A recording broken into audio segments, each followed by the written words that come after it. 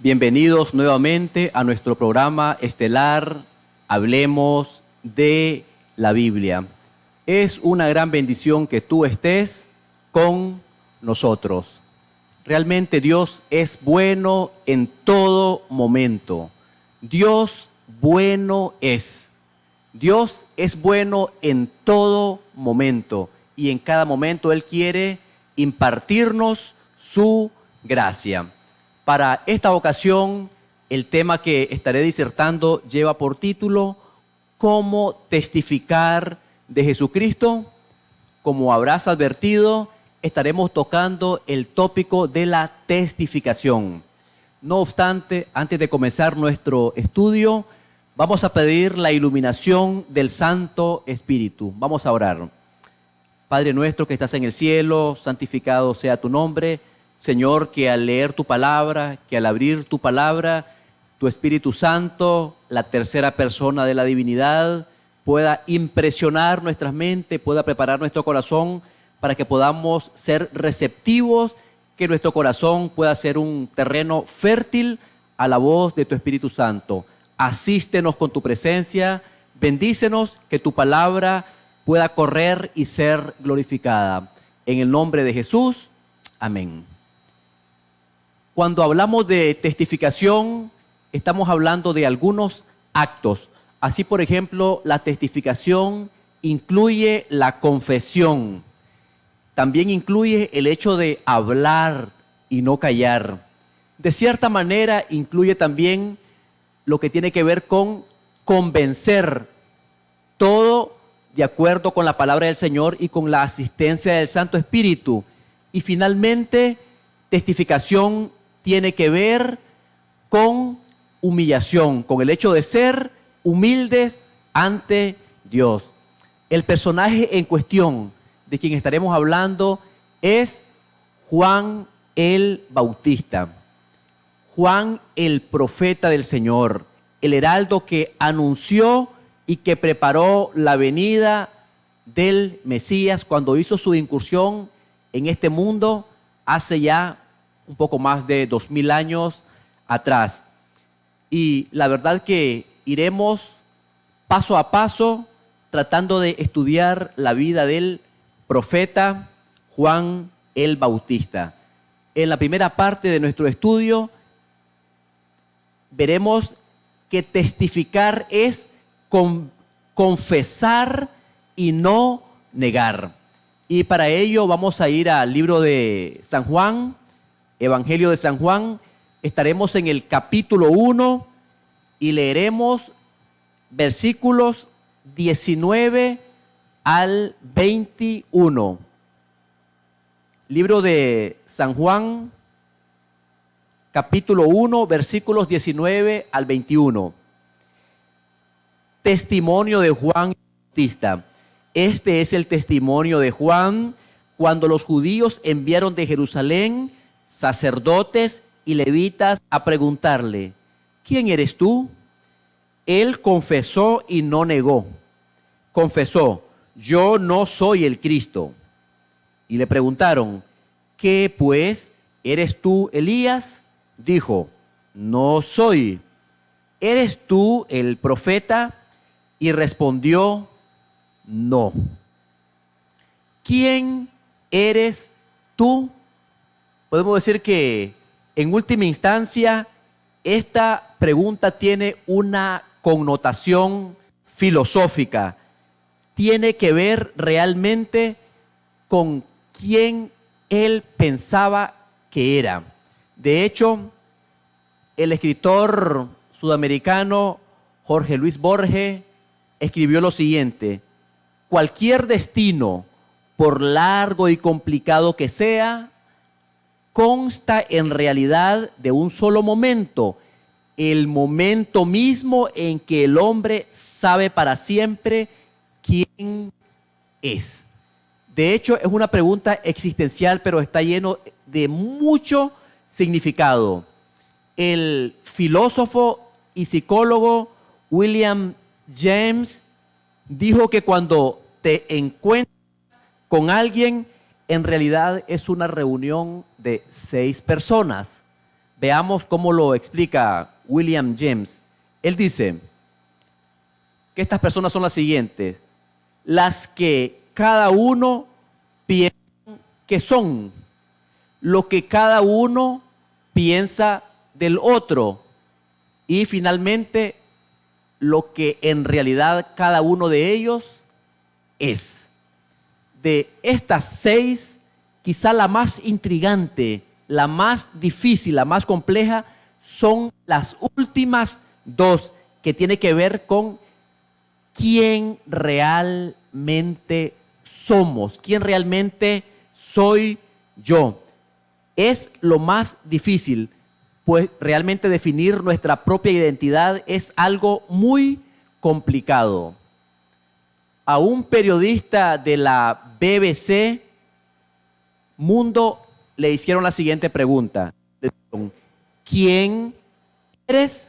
Y él contestó: yo soy el que soy, citando la Biblia y hablando en latín.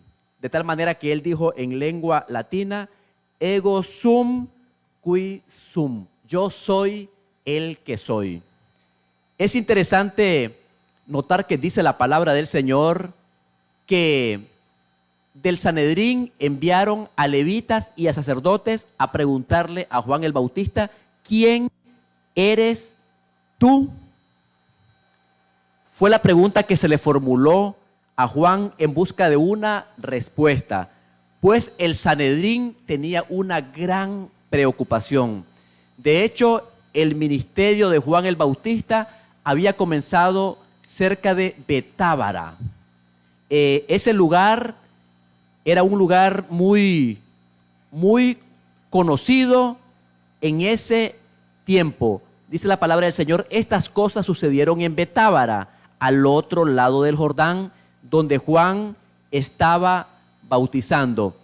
Traigo esto a colación porque cerca de Betábara, muchos siglos atrás, cerca de ese lugar, fue el lugar donde el río Jordán fue abierto providencialmente para que las huestes de Jehová lograran pasar y lograran tomar la ciudad de Jericó, que era una ciudad amurallada. Así que este es el contexto donde aparece Juan el Bautista. Es decir, cuando aparece Juan, entonces la gente comienza a evocar aquel gran acontecimiento que había ocurrido muchos siglos antes en la historia de Israel. Así que cuando él hace la incursión en la historia, esta historia del pasado llega como un eco al tiempo del Nuevo Testamento, y ellos pueden ver de que Dios, como quien dice, nuevamente se está interesando en la nación hebrea. En este contexto es cuando exactamente mandan a preguntar por Juan el Bautista. Cuando los judíos enviaron a Jerusalén sacerdotes y levitas, iban de parte del Sanedrín. El libro El deseado de todas las gentes, en la página 112, dice lo siguiente: era bien sabido que las 70 semanas de la profecía de Daniel 9, 24 al 27, que incluían el advenimiento del Mesías, estaban a punto de terminar, y todos los judíos de cierta manera anhelaban participar de esa era de gloria nacional que se esperaba para entonces. En este punto debo decir que Juan el Bautista, cuando comenzó a preparar el camino para el Señor, 6 meses antes de que Jesús apareciera, él entendía que Jesús era el Cordero de Dios que daría su vida por el mundo, pero él no entendía mucho cómo Jesús podría también ser el Mesías, en el sentido de que era el hijo de David, el que se sentaría en el trono de David. Parece que no comprendía esa parte del Mesías, porque de hecho la obra del Mesías tiene 2 momentos. Cuando él aparece en este mundo, aparece como un hombre, siempre como el Hijo de Dios, pero aparece como alguien que está tratando de llevar personas para el reino de los cielos. Primero es el reino de la gracia, donde él actúa como un rey que busca ciudadanos para el reino de la gracia. Y finalmente aparecerá como el Rey de Reyes y Señor de Señores en el reino de la gloria, cuando Él venga en gloria y majestad. Posiblemente Juan el Bautista no entendía mucho de cómo podía ser a la vez el siervo sufriente, cómo podía ser el sacrificio, cómo podía ser aquel que había de morir, cómo podía ser el Cordero de Dios que quitara el pecado del mundo, y a la vez cómo podía ser el rey que se sentaría en el trono de Israel, según ellos pensaban. Ahora, esa también era una pregunta de gran temor. ¿Quién eres tú? Ahora, cuando Juan comenzó a predicar, muchos fueron inducidos a creer en el Mesías. Sin embargo, algunos de los dirigentes del pueblo de Israel no querían acudir a las citas de Juan porque no querían verse confrontados con la verdad emancipadora que salían de los labios de Juan el Bautista. Por eso una escritora inspirada dice lo siguiente: muchos de entre los dirigentes no querían ir a oír las invitaciones y denuncias de Juan el Bautista por temor a verse inducidos a revelar los secretos de su vida. Qué interesante. Ahora, algo que tomar en cuenta es quiénes enviaron a esos dirigentes, a esos levitas y sacerdotes a ver a Juan. Y la verdad es que habían sido los miembros del Sanedrín. El Sanedrín, de hecho, por decirlo de una manera, era la corte suprema de la ley judía, cuya misión era administrar la justicia, interpretando y aplicando la Torá, que era la ley sagrada dentro del judaísmo. Dicho en términos un poco más modernos, podríamos decir que el Sanedrín judío tenía competencias en asuntos tanto religiosos, penales y civiles. Es decir, era el cuerpo legislativo de mayor rango dentro de la nación judía. Se dice que estaba compuesto por un mínimo de 23 miembros hasta un máximo de 71 miembros. Otros dicen hasta 70 miembros. Y esto estaba en conexión porque la Biblia dice que Dios había dicho a Moisés: coge 70 de entre los ancianos de Israel y haz la asamblea de Israel. Entonces algunos hacen la conexión de que tenía 70 miembros. De hecho, algunos versículos del Antiguo Testamento muestran de que realmente eran 70. Por ejemplo, Éxodo 24:1, Levíticos 9:1, solo por mencionar algunas citas. Ahora, ¿quiénes componían el sacerdocio para ver cómo estaba estructurado? En primer lugar, estaba constituidos por personas que eran miembros del sacerdocio, es decir, de la tribu de Leví y descendientes de la casa de Aarón. Entonces los primeros miembros eran miembros del sacerdocio. También estaban los principales gobernantes y los maestros de la nación. Ellos eran los miembros del Sanedrín. Aunque generalmente la persona que dirigía el sumo sacerdote era generalmente quien presidía a este cuerpo legislativo. Se dice que casi siempre era un miembro de la secta de los saduceos, porque los saduceos era, por decirlo de alguna manera, la secta más aristocrática de la nación judía. Eran los conservadores, los ultraconservadores, hablando en el espectro, ¿verdad?, así de político dentro de la nación hebrea. Ahora, había algunos requisitos para ser miembro del Sanedrín. En primer lugar, los miembros debían de tener una edad provecta, es decir, debían de ser personas ya mayores, aunque no exactamente seniles o no muy maduros, no demasiado maduros, pero sí en edad provecta. Debían de ser hombres de gran conocimiento, hombres de saber, no solamente en la cultura hebrea o en la historia de los hebreos, sino en un saber general.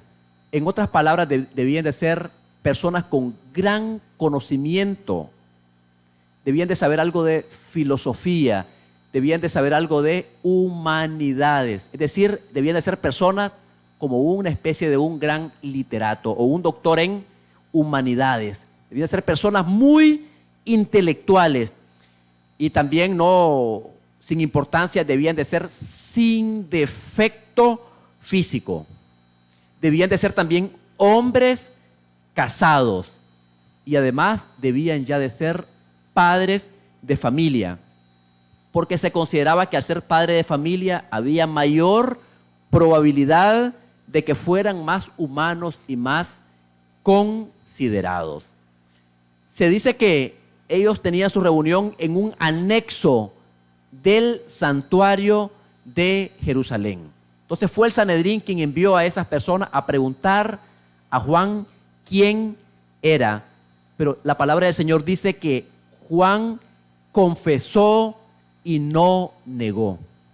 Esa expresión confesar es muy interesante, porque cuando uno quiere testificar del Señor, realmente uno debe confesar la fe que uno ha creído. Dice la Biblia que Juan confesó y no negó. Es decir, es una frase, yo diría, muy contundente, una descripción totalmente directa. Ahora, ¿qué es confesar? Confesar es manifestar la verdad, exponer la verdad, dar a conocer la verdad, toda la verdad y nada más que la verdad. Dar a conocer la verdad. Juan no negó que Jesús es Dios, no negó a Jesús. Entonces, en la primera parte, Juan confesó y no negó. Dos verbos, confesar y no negar. Es decir, no negó quién era Jesús. Es decir, Juan habló en forma totalmente directa. Él no tenía absolutamente nada que callar, porque un principio bíblico dice lo siguiente, dice que la verdad no se puede esconder. Jesús dijo en una ocasión, yo soy la luz del mundo. Una ciudad asentada sobre un monte no se puede esconder. La luz del conocimiento de Dios no se puede esconder. Debe de estar en un lugar alto para alumbrar a todos los que están en casa. Juan no cayó, porque la verdad no puede ser callada. La verdad no se puede esconder, no se puede ocultar, porque cuando uno conoce a Jesús, el resultado es una felicidad de vivir con Jesús que tampoco se puede esconder. Es decir, Juan confiesa, da a conocer, expone la verdad, pero también no niega a Jesús, porque la verdad no puede ser negada. Un escritor anónimo dice lo siguiente: testificar no es solamente un trabajo a ser realizado, es una vida a ser vivida. Recuerdo cuando tenía 13 años, que estaba en primer año de educación secundaria. En una ocasión, el pastor de la iglesia, allá en el CAS, ahora conocido como Cobanic, recuerdo que una vez el pastor de iglesia nos invitó a ir a predicar a las 2 de la tarde un día sábado.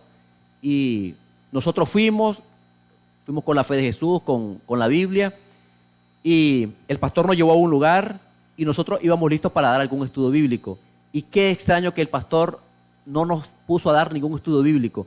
Anduvimos 2 horas simplemente caminando y nosotros de cierta manera lo expusimos y le preguntamos, lo confrontamos, pastor, pero no hemos dado ningún estudio bíblico. Entonces el pastor, recuerdo que nos dijo, desde que ustedes salieron, ustedes andaban predicando, andaban testificando, porque la forma en que ustedes caminan, la forma en que ustedes ven, el tono de su voz, la forma en que ustedes ven, todo eso testifica de usted, en quién ustedes han creído. Entonces, la testificación es una vida para ser vivida. La verdad, mis queridos hermanos y amigos, es que Dios espera que nosotros demos un testimonio sincero de Dios y que exaltemos a la persona de Jesucristo. Ahora, testificar también tiene que ver con hablar y no callar. Hablar y no callar. Vamos a ir siempre al capítulo 1 de San Juan. Vamos a leer los versículos 21 al 23. Dice, y le preguntaron, ¿qué pues? ¿Eres tú Elías? Dijo, no soy. ¿Eres tú el profeta? Y respondió, no. Entonces le dijeron, ¿quién eres? Tenemos que dar respuesta a los que nos enviaron. ¿Qué dices de ti mismo? Dijo, yo soy la voz de uno que clama en el desierto, enderezad el camino del Señor, como dijo el profeta Isaías. Qué interesante, que parte de la testificación es hablar y no callar. La verdad que aquí el mutismo o el hecho de quedarse callado no aplica en una persona que quiere testificar de Dios. De hecho, ¿quién es un testigo? Un testigo es una persona que dice lo que ha visto y lo que ha oído. Es únicamente lo que uno puede decir. Aquí testimonio es un sinónimo de ser un testigo. Nosotros somos testigos del Señor y podemos contar a otros lo que hemos visto y lo que hemos oído. No confundamos ser testigos del Señor con tratar de ser abogados del Señor. Muchas veces nosotros queremos defender al Señor como si Él no se pudiese defender, cuando lo contrario es cierto. Nosotros necesitamos que Dios sea nuestro abogado e intercesor en el santuario celestial. Se requiere que nosotros escojamos para que Él sea nuestro abogado, quien nos represente ante el Padre, para que sea Jesús quien presente su sacrificio vicario, su sacrificio expiatorio por los pecados de los hombres, que nos represente ante el Padre. Pero muchas veces nosotros queremos dar un paso más allá y queremos como defender a Dios, cuando nosotros únicamente debemos de decir lo que hemos visto y lo que hemos oído. Fue precisamente lo que hizo Juan. Habló y no calló. De tal manera que Juan responde a todas las interrogantes de sus visitas. Juan hablaba sin ningún temor. Cada pregunta hecha tenía como propósito descubrir de quién se trataba. Y Juan dejaba que mediante el diálogo se descubra la verdad, misma que no puede ser callada. En este punto podemos decir que Juan el profeta habla con toda honestidad, habla con toda sinceridad. Dice Juan, yo no soy el Cristo, no soy Elías, ni soy el profeta. Dice Juan el Bautista. Es como que él les esté diciendo, señores, descubran de quién les hablo. Ustedes lo están esperando, pero sus corazones no están listos, no están preparados para recibirle.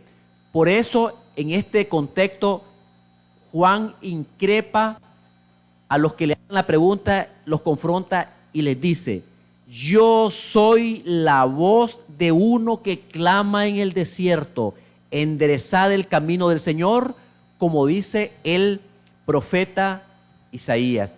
Es como que Juan le estuviera diciendo, ¿ustedes quieren saber quién soy? ¿Quieren saber?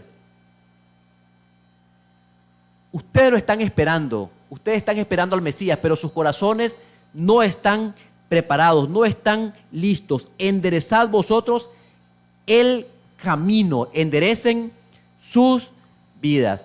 Pero qué interesante que primero había dicho, yo no soy el Cristo, no soy el profeta, ni tampoco soy Elías. Ahora, ¿por qué es interesante conocer esto? Porque esos tres personajes eran muy importantes en la historia hebrea. Así, por ejemplo, cuando le preguntaron, ¿eres tú el profeta? Él dijo, no soy. Aquí las palabras traducidas como profeta se referían a Moisés. Los judíos habían pensado o se habían inclinado a creer que Moisés sería resucitado de los muertos y que sería llevado al cielo. Pobres los judíos, que parecía que no tenían el conocimiento de los oráculos de Yahvé. Parecía que no conocían las escrituras. No sabían que Moisés ya había resucitado. Y posteriormente aparecería con Elías y Moisés en el monte de la transfiguración. Así que cuando el Bautista inició su ministerio, muchos pensaban que Juan el Bautista era Moisés que había resucitado de los muertos, porque Juan el Bautista parecía tener un conocimiento cabal de las escrituras. Juan conocía toda la escritura hebrea, tenía un conocimiento cabal de las escrituras, pero también de la historia hebrea, de la historia salvífica del pueblo de Israel. Tenía un conocimiento amplísimo, era un erudito de las profecías y también de la historia. Pero él dice, yo no soy Moisés. Dijo, no soy Elías. También se creía que antes del advenimiento del Mesías, Elías aparecería personalmente. Así que Juan sale al paso de esta pregunta con una negativa. Yo no soy. Pero las palabras de Juan tenían un significado todavía más profundo. ¿Por qué? Porque Jesús dijo después, refiriéndose a Juan el Bautista, y si queréis recibirlo, este es Elías, el que había de venir, según San Mateo 11:14. Qué interesante que Juan no entendía que él, de cierta manera, era el Elías que había de venir. Pero él no lo asumió como tal. Fue Jesús que dijo, y si queréis recibirlo, este es Elías, el que había de venir. ¿Por qué? Porque Juan vino con el espíritu y el poder de Elías para hacer una obra como la que había hecho Elías en el pasado. Mi amigo, si en este punto los judíos del tiempo de Juan, si los judíos del tiempo de Jesús hubiesen recibido a Juan el Bautista y a Jesús, una gran obra se había realizado o se hubiese realizado en su favor. Pero ellos negaron la evidencia bíblica, cerraron sus oídos para no recibir el mensaje. Aunque Juan el Bautista había venido con el poder de Elías, para los judíos, Juan el Bautista no era Elías. Para ellos no era Elías, no fue Elías. No lo comprendieron, lo rechazaron. Y finalmente dijo, yo no soy el Cristo, es decir, no soy la segunda persona de la divinidad. Pero qué interesante cuando le dijeron, entonces, ¿quién eres? Entonces dijo Juan el Bautista, yo soy la voz de uno que clama en el desierto. Ahora, qué interesante que cuando Juan dice eso, Juan se está refiriendo a un texto del Antiguo Testamento que se encuentra en el libro de Isaías, el capítulo 40, versículos 1 al 5. Juan hace referencia a este hermoso pasaje del Antiguo Testamento. Dice el título de ese capítulo, Jehová consuela a Sión. Consolad, consolad a mi pueblo, dice vuestro Dios, hablad al corazón de Jerusalén. Decidle a voces que su tiempo es ya cumplido, que su pecado está perdonado, que doble ha recibido de la mano de Jehová por todos sus pecados. Voz que clama en el desierto, preparad un camino a Jehová, nivelad una calzada en la estepa a nuestro Dios. Todo valle sea alzado y bájese todo monte y collado, que lo torcido se enderece y lo áspero se allane. Entonces se manifestará la gloria de Jehová y toda carne juntamente la verá, porque la boca de Jehová lo ha hablado. Qué preciosa porción del Antiguo Testamento, toda una joya bíblica. La verdad que cuando Juan habló de esto, estaba haciendo hincapié, Juan quería hablar de una práctica que antiguamente existía, y la práctica que hace alusión Juan es la siguiente. Antiguamente, cuando un rey viajaba por las comarcas o por algún lugar que era poco frecuentado en sus dominios, generalmente se enviaba delante de él, delante del carro real, a un grupo de hombres para que estos hombres aplanasen los lugares escabrosos y para que también rellenasen todos los baches, es decir, los huecos. Todos los baches, los huecos debían de ser rellenados y todo monte debía de ser bajado para que el camino quedase aparejado, a fin de que el rey pudiese viajar con toda seguridad, con todo el confort y con toda molestia. Ahora, qué interesante que indirectamente Juan les está diciendo a los que están preguntándole, les está diciendo que ellos también deben de hacer una obra similar. Ellos deben de preparar su vida para recibir al Mesías, que era el personaje que Juan el Bautista estaba anunciando. Esta costumbre que menciona el profeta Isaías para ilustrar la obra del Evangelio es muy hermosa. Dice, todo valle sea alzado y bájese todo monte y collado. Mis apreciados, cuando el Espíritu Santo, cuando el Espíritu de Dios subyuga a una persona, cuando el Espíritu Santo conmueve el alma con su maravilloso poder, despierta en el ser humano humildad. El Espíritu Santo humilla el orgullo humano, lo destruye por completo. En ese sentido es cuando dice la Biblia, todo monte debe de ser bajado. Todo orgullo del corazón humano debe ser destruido. Toda altivez que se levante en contra de Dios debe ser destruida. Por eso, aquí estamos hablando, por decirlo así, de la justificación por la fe. Porque la justificación por la fe es la obra de Dios que abate, que destruye, que humilla en el polvo del hombre la gloria del hombre y hace por el hombre lo que el hombre no puede hacer por sí mismo. Todo orgullo debe de ser eliminado del corazón del ser humano. Y por el contrario, la humildad, el amor abnegado, que tampoco es apreciado entre los hombres, entonces son ensalzados como las cosas que realmente tienen valor a la vista de un santo Dios. Es realmente maravilloso el mensaje de Juan el Bautista, un mensaje de testificación, porque hablar con los demás es responder sus inquietudes, satisfacer sus necesidades.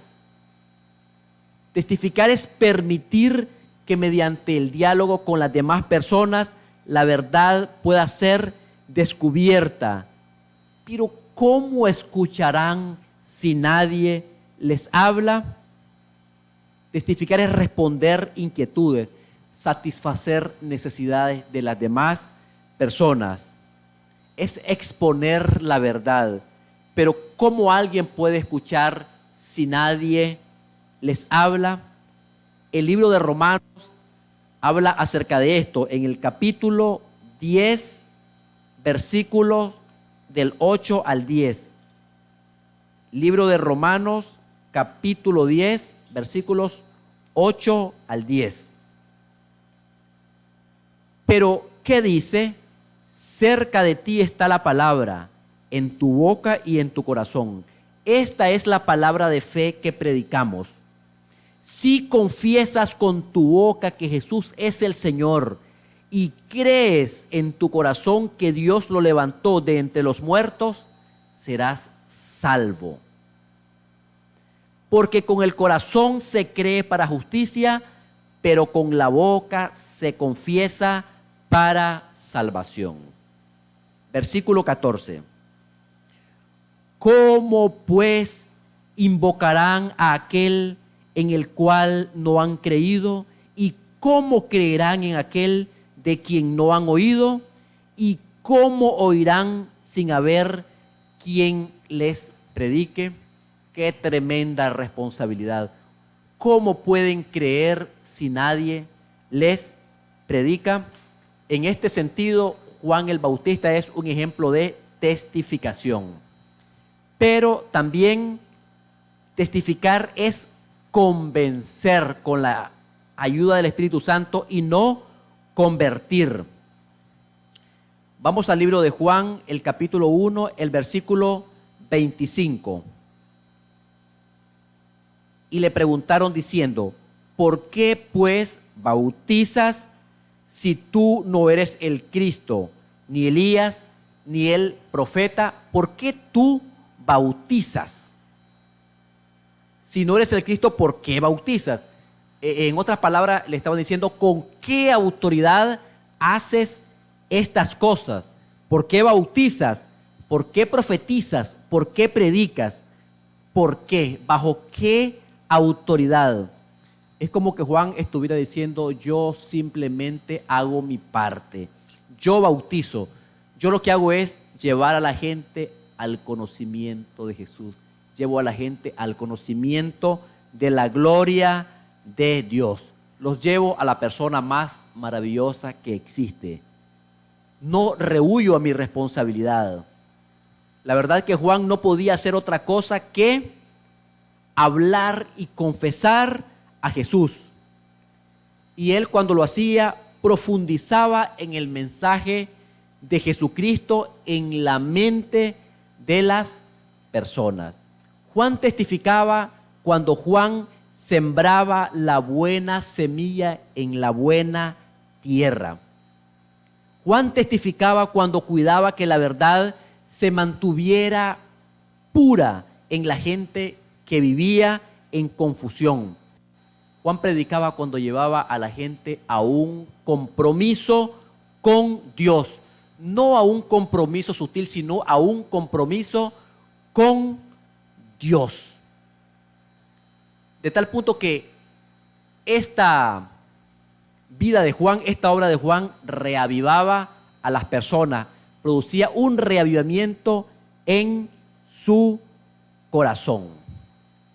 Una escritora inspirada dice lo siguiente: repentinamente, al pasear Juan la mirada sobre la muchedumbre, sus ojos se iluminaron, su rostro se animó, todo su ser quedó conmovido por una profunda emoción.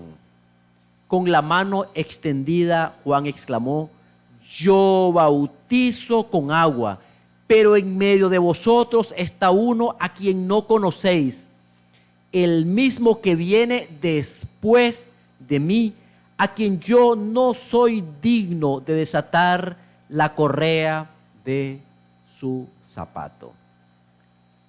Mis queridos, la verdad que un verdadero discípulo de Jesús es consciente que Jesucristo es el mayor de todos, que es el único que puede convertir.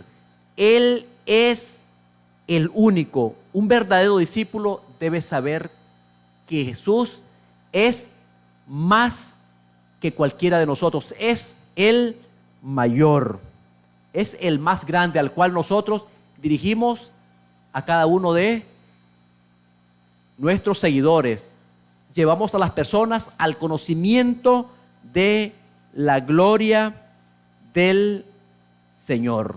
Estas palabras de Juan no podían aplicarse a otro, sino al prometido de Israel.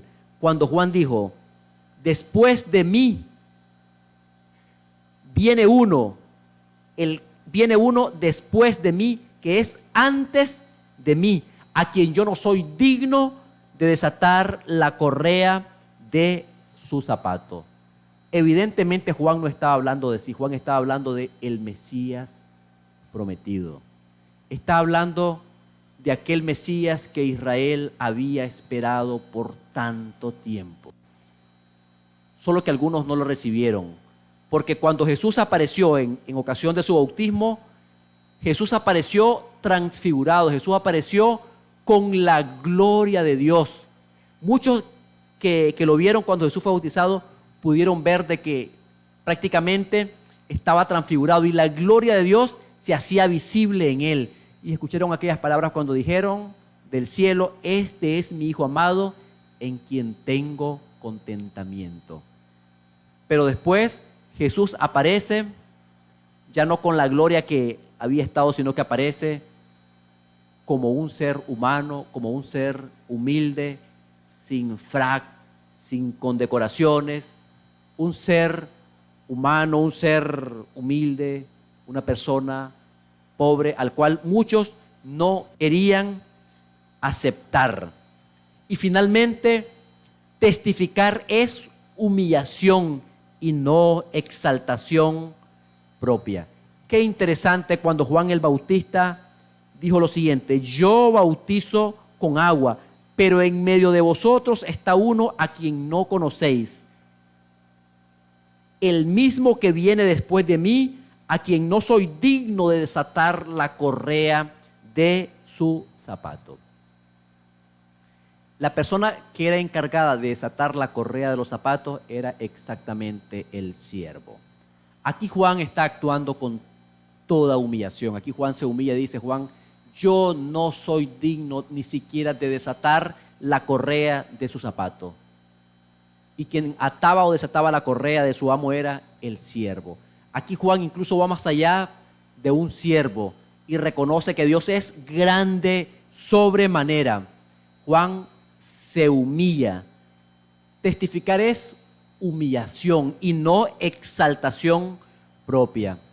Algo que también Juan reconoce aquí es que Jesucristo existió desde antes de la creación. Reconoce que Jesús es el creador, el sustentador y el redentor de la vida. Por eso dice Pablo que Cristo nos escogió antes de la fundación del mundo. Juan reconoce que Jesús es preexistente, que existe desde antes. Por eso dice, viene después de mí, pero es antes que yo. Juan reconoce que existió desde antes de la creación de este mundo. También Juan reconoce que el poder transformador viene únicamente por la persona maravillosa de Jesucristo, que Él es el que produce el cambio en las personas. Dijo Juan, yo a la verdad bautizo con agua, pero después viene uno que lo bautizará en fuego. Es decir, solamente Cristo tiene el poder transformador para cambiar la vida de una persona. Mi estimado oyente, tú puedes pensar que tus conocimientos, que el conocimiento que tú tienes de literatura, que todo ese cúmulo de conocimiento, que que el hecho de ser una persona muy estudiada, que eso te puede dar refinamiento, que eso te puede salvar. Eso puede hacer de ti una persona refinada, pero no produce una conversión en la persona. Solamente Cristo obrando en el corazón de la persona puede producir una verdadera transformación en el ser humano. Nadie más. Qué interesante que Juan reconoce a Jesús como superior a él en todos los ámbitos de su vida. Lo reconoce como alguien superior a él. Dice, este es el que viene después de mí, quien es antes de mí. Luego Juan, como ya mencioné, muestra su humildad cuando dice Juan, yo no soy digno ni siquiera de desatar las correas de sus zapatos.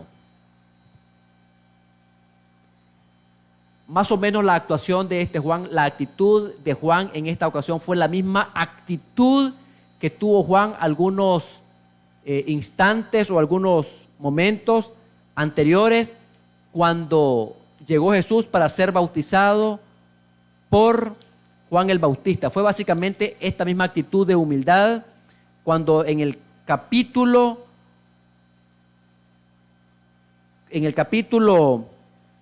3 de San Mateo, los versículos 3, 13 y 14 dice lo siguiente. Entonces Jesús vino de Galilea al Jordán, donde estaba Juan para ser bautizado por él.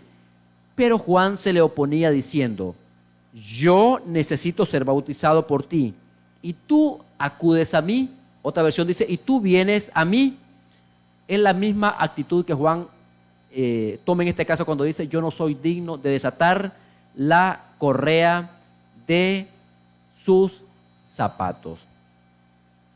Mis estimados amigos, Juan primero fue salvado por Jesús para poder humildemente testificar de Jesús. Nosotros no podemos testificar de Jesús a menos que primero Jesús haya actuado en cada uno de nosotros. Finalmente, Juan el Bautista confesó y no negó. Habló y no cayó. Convenció bajo la acción del Espíritu Santo y no convirtió. Se humilló y no se exaltó. Esa es la obra de testificación. Hemos sido llamados por Dios para testificar a un mundo que perece en las aguas turbulentas del proceloso mar. Obviamente se requiere de nosotros que seamos testificadores de Dios. Juan el Bautista vivió en la presencia de Dios durante toda su vida y fue Dios mismo quien le ayudó a testificar de él. Finalmente, mis amigos, quiero desafiarte con lo siguiente. Todo verdadero discípulo nace en el reino de Dios como un misionero. Cuando nosotros aceptamos al Señor, cuando nosotros somos bautizados en la pila bautismal y cuando nacemos a novedad de vida, nacemos como misioneros del reino de los cielos. Quiero decirte algo.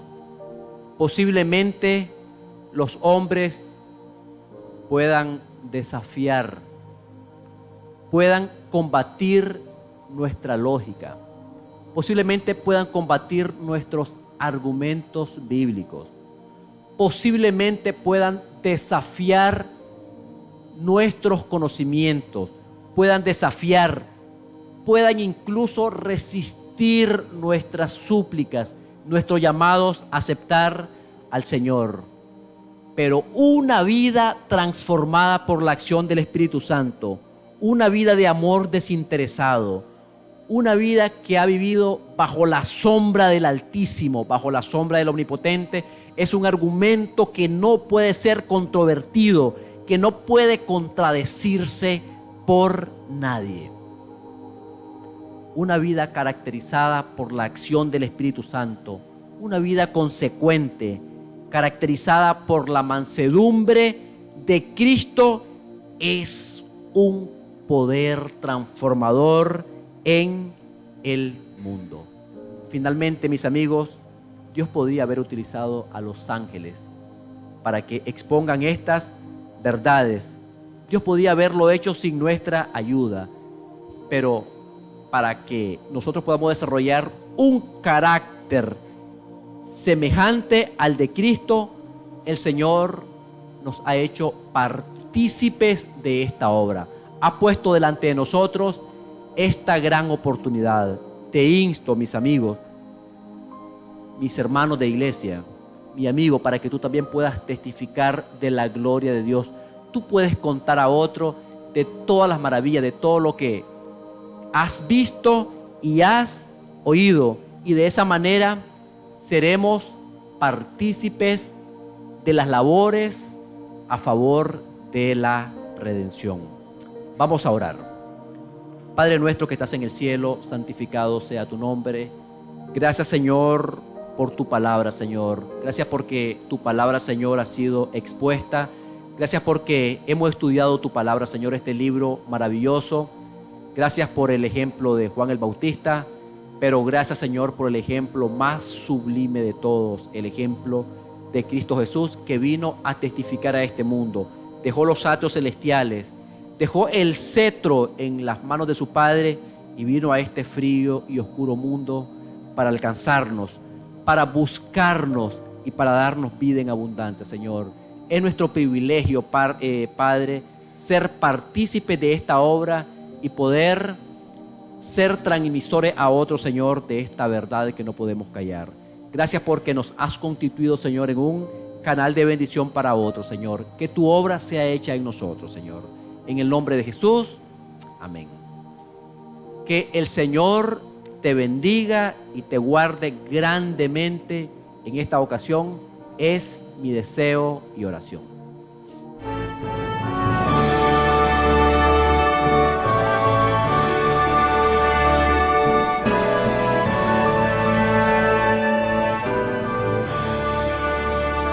Proclamo hoy que soy cristiano, jamás su nombre negaré.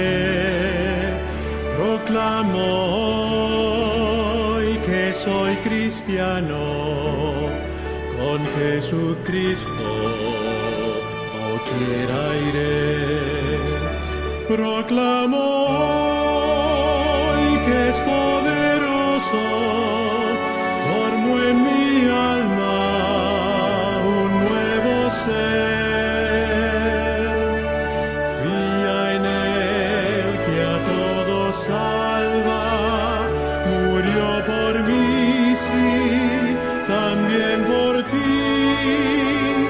Proclamo hoy su amor eterno, ninguno como mi Jesús. Le doy mi vida para siempre, a Cristo sigo sin vacilar. Proclamo hoy que vuelve pronto, pues su promesa cumplirá. Debemos todos prepararnos con gran fervor y con devoción. Oh, mi hermano, vuelve Cristo, nos trae gozo, dicha inmortal, más allá de nuestros sueños, un mundo nuevo será sin fin. Proclama tú que eres cristiano, jamás su nombre has de negar. proclamar.